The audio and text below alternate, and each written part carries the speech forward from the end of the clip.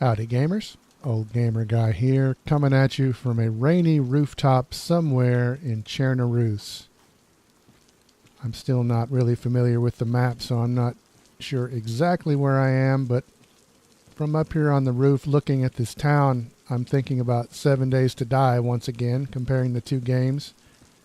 And I really enjoyed 7 Days to Die on PS4, but looking down at this town and thinking back at the very basic towns that were in 7 Days to Die, I mean, look at the graphics, look at the layout of this town. This is just much more realistic. And I gotta say, the more I play this game, the more I am enjoying it. But that is not the point of this video. Let's get back on topic. And the topic is some very, very basic tips to help you get going in the beginning of the game. The first thing I'm going to talk about is the quick select menu. You access it by holding R1, and then you can use the right analog stick to move the pointer. So I'm going to equip a few items by going into my inventory, highlighting an item, holding L3, using the right analog stick to point at the slot, and then pressing X to actually put the item in that slot. So I feel like it's a good idea to have your melee weapon quick slotted. I think it's a great idea to have rags quick slotted. I'm going to put my stone knife down there, and then just to fill in this last slot, I'm going to put a box of matches. If you had a firearm, it would be good to have it quick slotted as well, but I do not have one at the moment.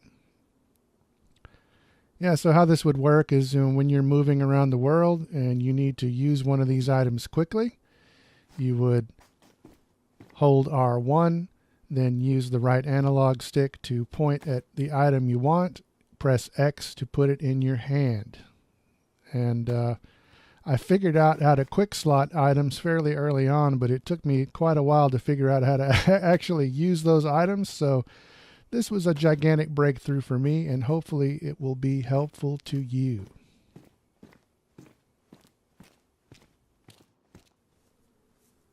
Another very basic tip would be your strategy in engaging zombies in combat. It's common sense, but don't engage more than one zombie at a time if you can help it.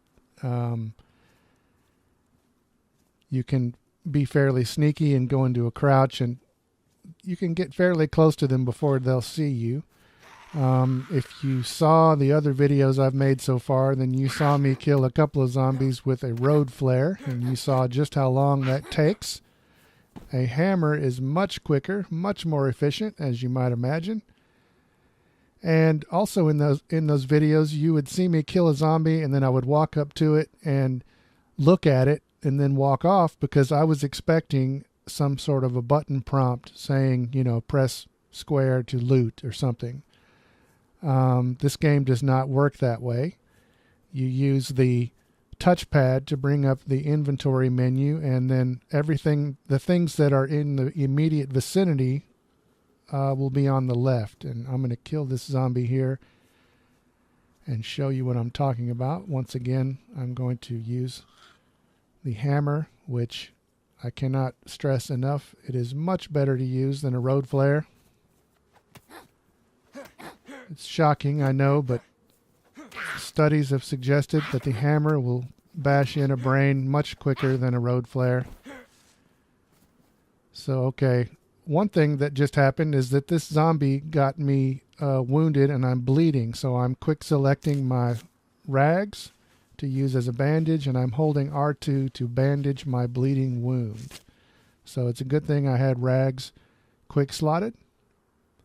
Now I'm equipping my hammer again, walking up to the zombie, pressing the touchpad, and there you go on the left in the vicinity. The infected is carrying a can of cola. And in any survival game, drinking is imperative, so that is a good find. Now this zombie is a little bit different, not because of the actual combat, but because of what he has in his inventory. So I'm going to smash his brains in a very satisfying manner. He cut me also, but I haven't realized that he cut me yet, so I'm going up to him, pressing the touchpad, and he has a can of spaghetti. Now, I don't have a can opener, but I do have a hammer. Cans of food like that have a certain amount of food in them. And if you have a can opener, you can open the can with maximum efficiency and you can eat all of the food. I have a hammer, so I'm highlighting the can. I'm pressed circle to combine. And now, because I'm holding the hammer when I did that, it says to press R2 to open the can. So I'm opening the can with the hammer, but I'm losing some amount of the spaghetti inside when I'm doing that because it's not as efficient. And now I realized I'm bleeding, so now I am patching up my bleeding wound. So you see, it's a good idea to have rags at the ready for stuff like this. And now I'm going to go ahead and eat my spaghetti. This game is a lot about inventory management. You have a certain number of slots in your jeans and in your hoodie, in the backpack, and each item takes up a certain number of slots. And there's a lot of inventory management here, but you can definitely see that rags are important. So where do you get rags? Well, you start off with some. You can find some, and you can make some. If you have a sharp object, such as the stone knife equipped. So right now I don't have anything in my hand, and I'm about to find an item of clothing, and you'll see when I walk up to it, it just tells me I can pick it up. But if I go into my inventory and I equip the stone knife, now it says if I hold R2, I can cut that piece of clothing up into rags. And rags, as you've seen, can be used to bandage a bleeding wound, and they can also be used to make a torch. So what else do you need to make a torch? Well, if you have a sharp object equipped and you walk up to a bush, you can hold R2 to cut the bush. This will give you a long stick. You could take the long stick, or you can hold R2 and split it up into several short sticks. Isn't that amazing? So to actually craft the torch, we need to put the rag in our hands. So we can do that either from the menu or from our quick select menu. Then go over to our inventory and highlight a stick. Press circle to combine. This is the short stick.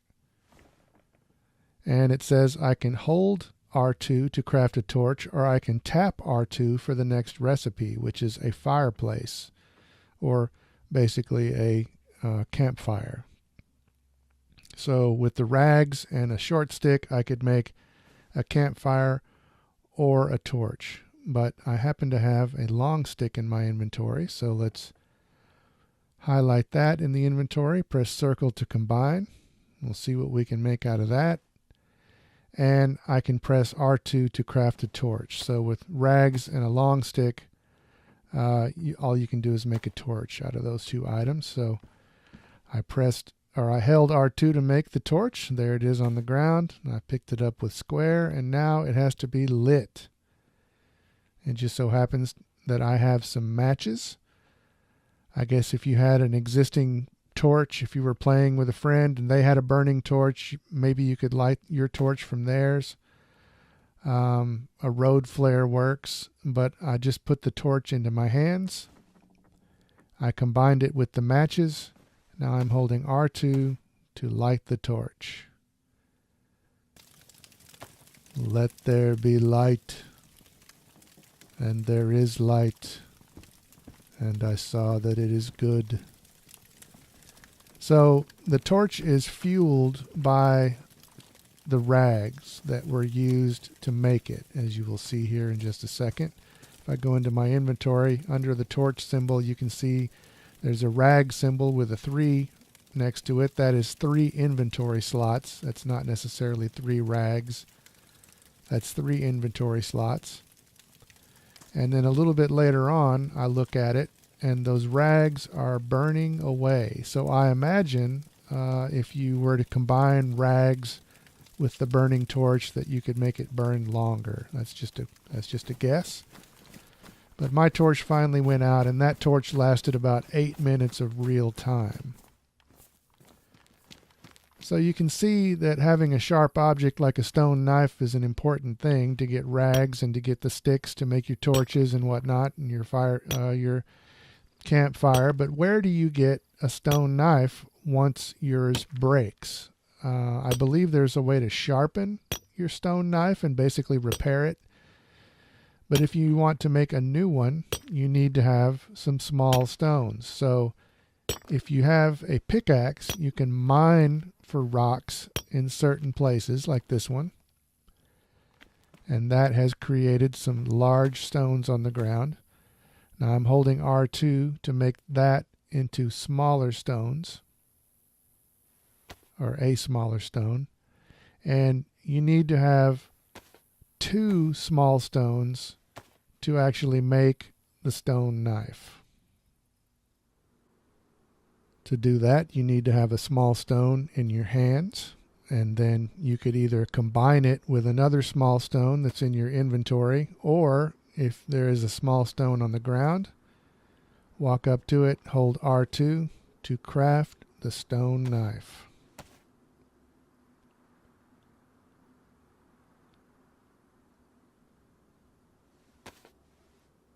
And there it is, the stone knife. Obviously a quite useful item, especially early on in the game. So my last tip is going to be about other players. I personally have chosen to only join servers that were a medium or low player population. I've been trying to avoid players as much as I can while I'm learning the game.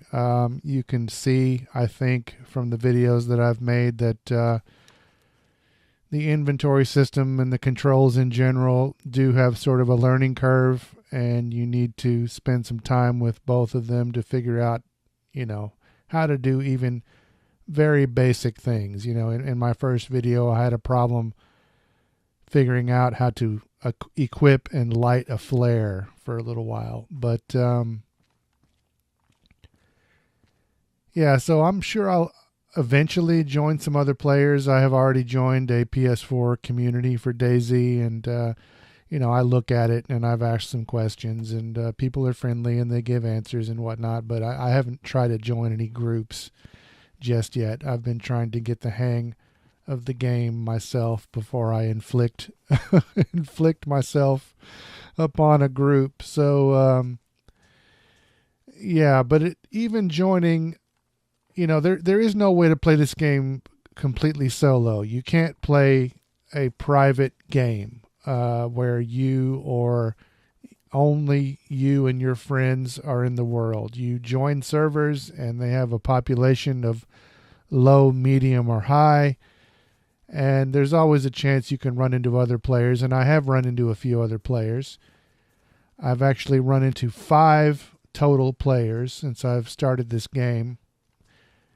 The first one you can see if you watch my first impressions video. At the very end, I run into a player that's that's being chased by zombies, and I'm not proud, but I did not immediately help this person. I ran away, but then I turned around and I did try to help the person, and it was too late. They ended up dying.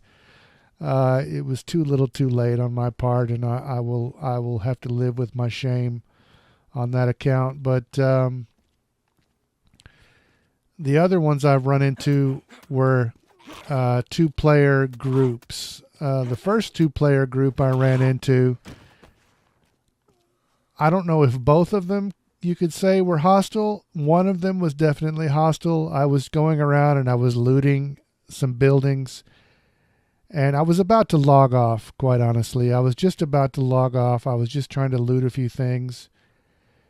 And I ran across, I think it was into a barn, actually. I ran across to a barn. As soon as I entered the barn, this voice came over the proximity chat and said, it's like they were talking to each other, and the guy was like, oh, he just ran in there. And then he goes, dude, we saw you run in there. And so I didn't have a weapon. I had a weapon, like a melee weapon, but I didn't have a firearm. And I just kind of went over into the corner and I crouched down. I think I did have the melee weapon in my hand, but I was over in the corner away from the door. And I had closed the door behind me when I ran in the barn. So I was just over in the corner waiting to see what they would do. The door opened. Oddly enough, there were two guys, and one of them had a gun, the other one didn't. And oddly enough, the one that didn't have a gun came in first. And he immediately turned in my direction and sidestepped into the barn. And he was saying, chill, chill, chill. The other guy followed him in with his gun drawn, and as soon as he saw me in the corner, he just shot me like 4 or 5 times, put me down on the ground, right? So I'm down on the ground. They laugh a little bit about it, but almost immediately, the first guy, it seems like he's kind of shocked that this happened. Like he didn't expect this to happen exactly. And he's trying to convince the other guy to, hey man, let's just revive him. He's cool. He's not posing a threat. Let's just revive him. The other guy is not saying much, but it's clear that he doesn't agree. But that discussion was cut short because the 4 or 5 shots that he shot into me with a pistol made enough noise that all of a sudden, like 4 zombies came running through the door and attacked these 2 guys while they were standing there deliberating about what to do to me. And so they took off running outside the barn, and I could hear them. I'm like down on the ground, incapacitated, and I can hear them running around the barn. And I can hear the zombies, making their zombie noises around the barn. And one of them runs back into the barn as I'm still incapacitated. He runs back into the barn with 2 zombies chasing him. He runs out again and shuts the door. So he shut 2 zombies in there with me. And at that point, I just went ahead and logged out because, like I said, I was about to log out anyway before all this happened, and I didn't, really want to wait around to see what would happen. I wasn't sure whether they would even come back and try to loot me or whatever, so I logged out. I really wish I had hit the share button on that and recorded that footage because it would have been great for YouTube, but for whatever reason, I didn't do it. I so wish that I had done it because it was a funny thing. I was at first like I got on the microphone right as the guy shot me, and I activated my microphone and I said something like, "Oh man, like come on, man, what did I do to you?" Something like that. And then all this happened. They got their karmic retribution from zombies attacking, and they ran off. So that was a cool scenario. I wish I'd recorded it, but I didn't. So sue me, I guess.